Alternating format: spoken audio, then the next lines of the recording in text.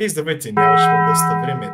Това видео реших да го направя, защото ми дойде идеята от мейн канала ми, за който ще има бъбълче линк долу в описанието. Както и де. Днес ще направим Seven Deadly Sins на Исекай герой. Исекай мейн герой по-точно. Тъй, че е приятно гледане. Да нека да припомним кои са Seven Deadly Sins. Имаме Pride, Greed, Lust, Envy, Gluttony, Wrath и Sloth. За Pride бих сложил Казума, защото нека си го признаем. Казума може би един от най-прайдфул героите. Той постоянно аз съм Казума, аз съм този, който е убил Демон Кинговете и така нататък. На Greed ще сложим Казума, защото Казума се иска от някъде да извади пари и се е беден. И постоянно е greedy as fuck. Lust ще сложим Казума поради очевидни причини. На Envy ще сложим Казума, защото съм го виждал в някои моменти в Носуба да бъде Envy към някой, може би. Така както и де. Глътни ще сложим на Казума, защото яде май много, не съм много сигурен, може би. Но Глътни може да кажем, че за други неща, не само за ядене. По принцип Казума е доста лаком за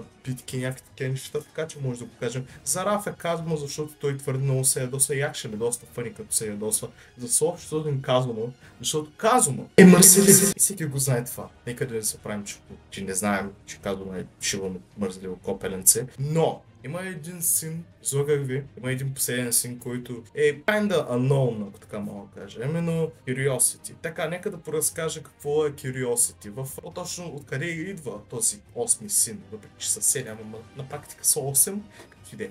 В Библията синът на Curiosity или любопитство идва от долу-горе началото на историята. Нещо такова. Когато самата Сатана предлага на Ева ябълката и тя се чуди дали наистина ще направи Господ или всъщност я лъже. Нали? При което тя отхапва и знаете какво става. Преди това е Curiosity. И няма да е казано, вярвате или не. Човека, който е за този син е Лойд от I got reincarnated as a Seven Prince so I can provide territory нещо или Seven Prince. Лойд е доста curious, доста любопитен към магията.